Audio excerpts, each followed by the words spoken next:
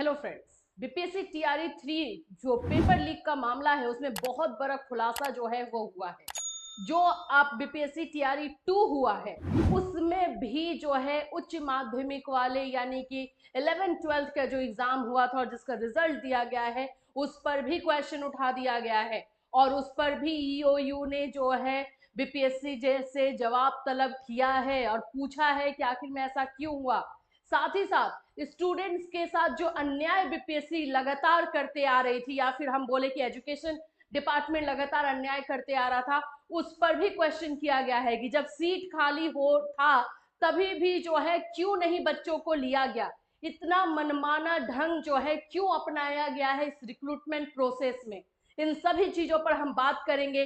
Finally जितने बच्चे रोए हैं, जिन लोगों का नहीं हो पाया था 1-2 नंबर से और लगातार सप्लीमेंट्री की मांग कर रहे थे, कहीं ना कहीं उनकी हाय जो है बीपीएससी और एजुकेशन डिपार्टमेंट को लग गई है। चलिए बात करते हैं। बहुत जो है इंपॉर्टेंट खबर है, टीआरई 3 से भी है, टीआरई 2 से भी है और आप लोगों के लिए बहुत राहत देने वाली खबर है। सो फ्रेंड्स, चैनल पर पहली बार विजिट कर रहे हो तो चैनल को सब्सक्राइब कर लेना, बेल आइकन को हिट करना, जिससे जब भी कोई अपडेट आपको बीपीएससी से रिलेटेड दिया जाए इमीडिएट इन्फॉर्मेशन आप तक पहुंच जाए। मैं तो ये जब इंफॉर्मेशन पढ़ रही तो ऐसे डाउट तो आपको भी था, हमें भी था। हम वीडियो में बोलते भी थे कि जब सीट खाली है और आप अपना डेटा खुद दे रहे हो कि 15,000 20,000 सीट खाली है मल्टीपल रिजल्ट की वजह से, फिर उसका क्यों नहीं निकाला जा रहा है सप्लीमेंट्री रिजल्ट। जो बच्चे 1 नंबर 2 नंबर से रह गए हैं उन लोगों के साथ ये अन्याय क्यों किया जा रहा है, और यही क्वेश्चन आप ईओयू जो है पूछ रहा है। अभी एक एक करके चीजें मैं आपको बताऊंगी। यहाँ पर देखिए, शिक्षक नियुक्ति पेपर लीक, ईओयू ने पटना व हाजीपुर सहित कई जिलों में की छापेमारी। लगातार छापेमारी हो रही है और एक ऐसे ठिकाने का पता चला है जहां पर ये पेपर सेटिंग और ये सॉल्वर वाले लोग जो है इकट्ठा होकर के ये काम करते थे। उसका नाम है पटना बाईपास के 90 फुट रोड, यानी 90 फुट रोड के पास एक ठिकाने की जानकारी मिली है और ये जानकारी ईओयू ने जो नंबर दिया था, जो आम जनता के लिए एक हेल्पलाइन नंबर दिया था, वहां से ये इंफॉर्मेशन निकल कर आई है। मतलब कि आप लोग ने अपना जो बोलते हो कि रिस्पॉन्सिबिलिटी है आप लोगों ने निभाई है। अब एक एक चीजें समझ लो।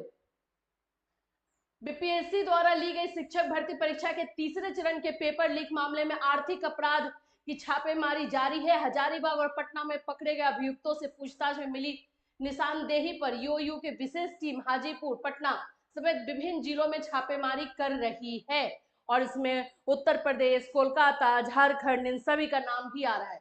आर्थिक अपराध इकाई सूत्रों के अनुसार अब तक की जांच में पेपर लीक में ऐसे गिरोह की संलिप्तता सामने आई है जो पहले भी अन्य प्रतियोगी परीक्षाओं में जो है पेपर लीक करवा चुके हैं और उनकी तलाश लगातार जारी है। और ये जो चीजें हैं यहाँ पर मैं बता दूं, यहाँ देखिए, आम लोगों से जानकारी पाने के लिए हेल्पलाइन नंबर जारी किया गया था, यूओयू ने किया था। सूत्रों के अनुसार इसी हेल्पलाइन नंबर पर यूओयू को जो है पटना बाईपास के पास 90 फुट रोड में एक ठिकाने की जानकारी मिली। इसके बाद ईओयू की टीम ने 90 फुट स्थित ठिकाने पर छापेमारी की।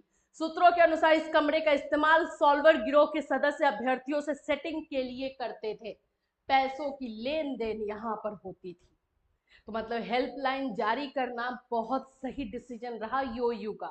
वहां से उन्हें एक बहुत बड़ी जो है बोल सकते हो कि सक्सेस हाथ लगी है। अब मैं बात करती हूँ हमारे बीपीएससी की और एजुकेशन डिपार्टमेंट की।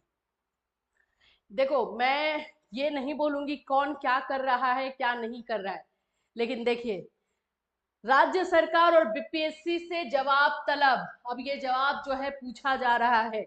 पटना हाईकोर्ट ने कंप्यूटर साइंस विषय में उच्च माध्यमिक शिक्षकों की नियुक्ति के लिए निकाले गए परिणाम को निरस्त करने को लेकर दायर याचिका पर सुनवाई करते हुए राज्य सरकार और बिहार लोक सेवा आयोग को हलफनामा दायर करने के लिए कहा है।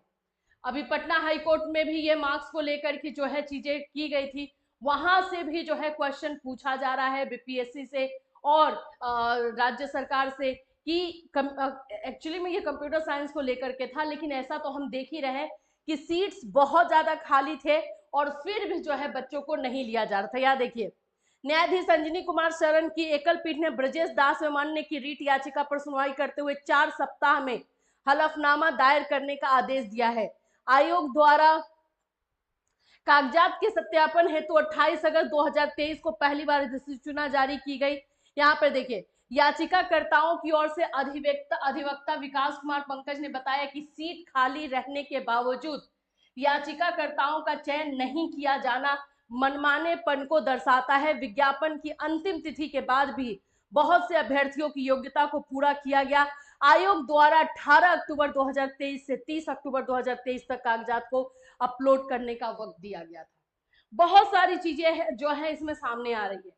जिनको इनको लेना है उनका जो है क्वालिफिकेशन नहीं है, एलिजिबिलिटी नहीं है, उनको लास्ट डेट तक उनको एलिजिबल करवाया गया जबरदस्ती और फिर उसके बाद उनको लिया गया। और जो बच्चे एलिजिबल थे उन लोगों को तो एकदम साइडलाइन कर दिया गया है अच्छी तरीके से। तो ये चीजें जो है ये पटना हाई कोर्ट से है। अब हम थोड़ा सा बात कर लेते हैं हमारे ईओयू के बारे में।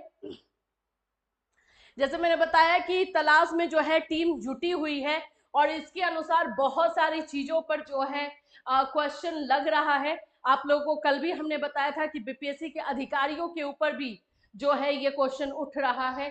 तो इस लगातार ये जांच में जो है बहुत सारे लोगों को रिमांड पर ऑलरेडी लिया गया है और कुछ लोगों की तलाश जारी है।